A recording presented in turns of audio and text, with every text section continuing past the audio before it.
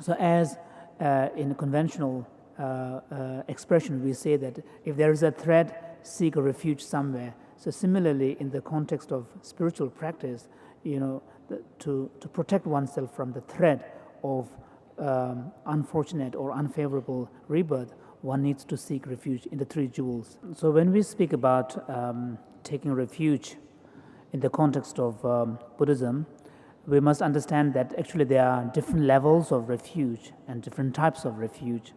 For example, the highest form of refuge would be that of a Mahayana practitioner, where the refuge that you are seeking from is the thread of being caught in the extremes of samsaric existence on the one hand and isolated nirvana, solitary nirvana on the other. So to be protected from these two extremes of samsaric existence and peace, you seek the attainment of Buddhahood, that is the embodiment of Dharmakaya, the Buddha body of reality, and Rupakaya, the Buddha body of perfect form. And not only that, but also you seek such an enlightened state for the benefit of all sentient beings. And this kind of going for refuge to the Buddha, Dharma, and Sangha is that of the Mahayana practitioner. And also the refuge that you are seeking from is much more comprehensive. So then we can also recognize a second level of going for refuge, where the protection that is being sought from, the refuge that is being sought from, is the suffering of conditioning, the pervasive conditioning, and also the suffering of being caught in cyclic existence, and also your fear of the destructive power of all the negative emotions and thoughts. And in order to seek refuge from that, you go for refuge to the Buddha, Dharma, and Sangha, and which embodies the total transcendence of cyclic existence and the sufferings, particularly the suffering of conditioning. And then there is also again a third level of third kind of taking refuge, where the spiritual aspirant is seeking refuge only from a sort of an immediate threat, which is the threat of being reborn in the lower realms of existence and having a tremendous sense of fear for that possibility, and then seeking refuge in the Buddha, Dharma, and Sangha to provide protection from that. And here, so when we talk about this kind of refuge, the threat that we are seeking refuge from is the possibility of suffering in the lower realms of existence. So when we think about lower realms of existence, we should not think of a place so far away in the distant future. This is not really the case, because what divides us from the present moment and such a possibility of next life in the lower realms of existence is simply the continuity of this breath that we all inhale and exhale. The moment that ceases, the next life is right there in front of you.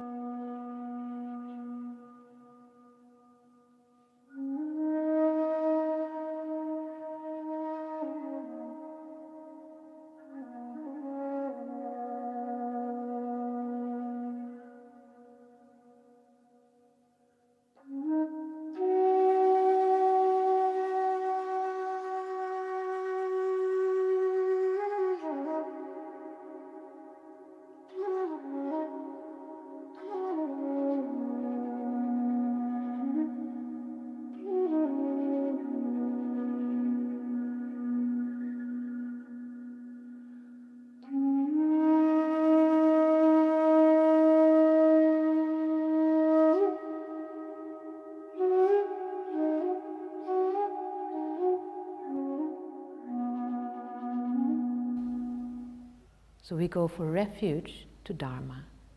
When we go for refuge to Dharma, we go for refuge to Buddha, who taught the Dharma. We go for refuge to Sangha, who are the helpers. So the wish to practice Dharma leads to the practice of going for refuge. Yeah? And the first advice, from the Buddhas, when we go for refuge, is to observe our karma. Be mindful of our actions, so we don't create negative actions to be born in the lower realms of existence. Our mind is the cause of suffering and happiness. It arises out of our mind. So it's much more important to protect our mind than to protect our body. It's much more important to protect a positive, state of mind than to protect our possessions, our body, and external things. Yeah? But we have a habit of thinking they are more important than our mind. So we trash our mind and we protect our body. We have to learn how to accept trashing our body to protect our mind.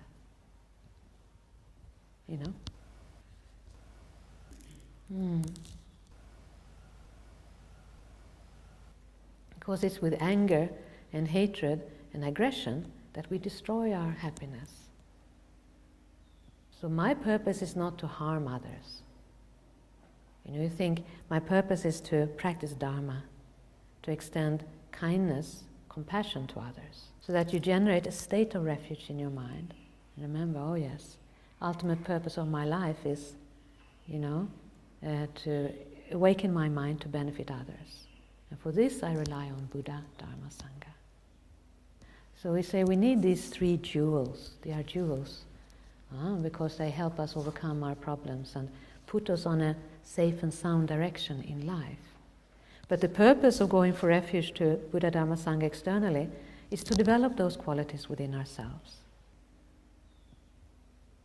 You can have different meanings of refuge, because there's a kind of inner refuge and there's an outer refuge.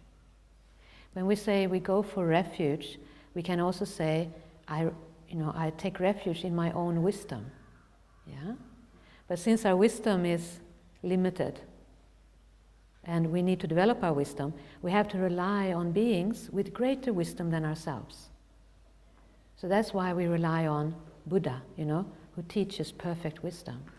So we go for refuge to Buddha, that's external refuge, to develop our own inner refuge. And then we go for refuge to Dharma, which is the wisdom itself, in the mind of Buddha. In the mind of Buddha, that perfect wisdom, understanding relative and ultimate truth, understanding the law, cause and effect, And so we go for refuge to that wisdom to gain perfect wisdom ourselves. Yeah? That's the Dharma. And then we go for refuge to Sangha, because Sanghas are the helpers on the path, They say that this state of refuge, generating a state of refuge and compassion completely stops lower rebirth. It is impossible to take a lower rebirth when your state of mind is focused on refuge and compassion. It blocks. So that's the best state of mind for us ordinary people to die in, to actually be in a state of mind of refuge. Bodhicitta, compassion.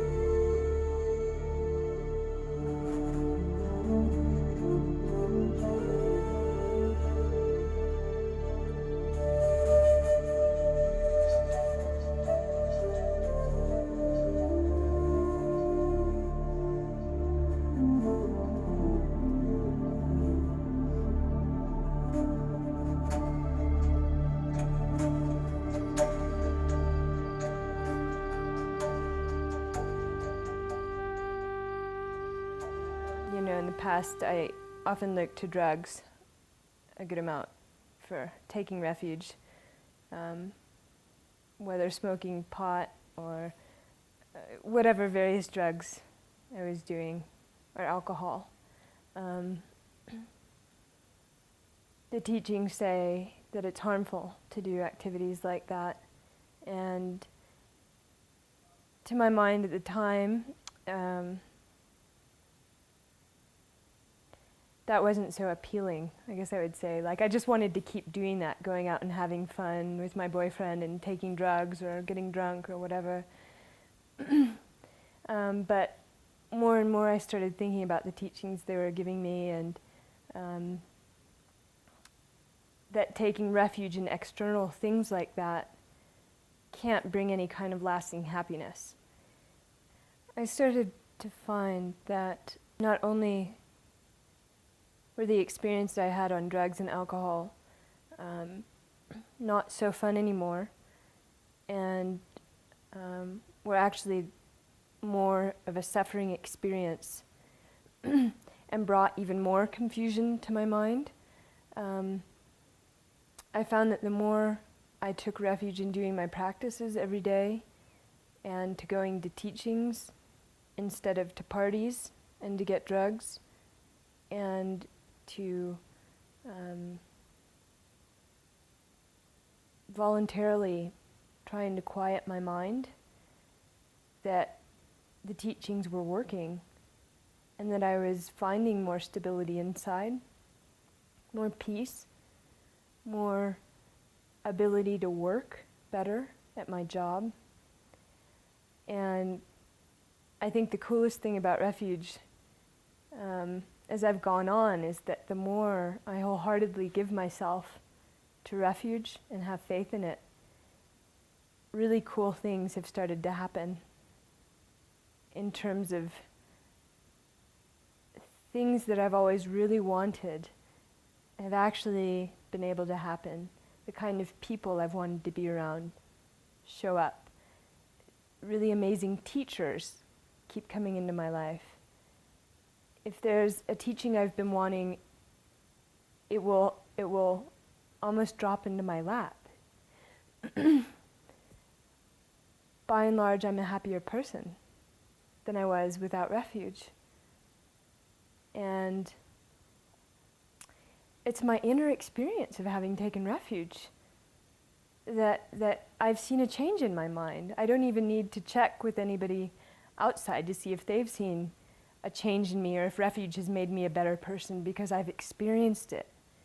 When people ask me if refuge has made a difference, it's 100% yes, if not more.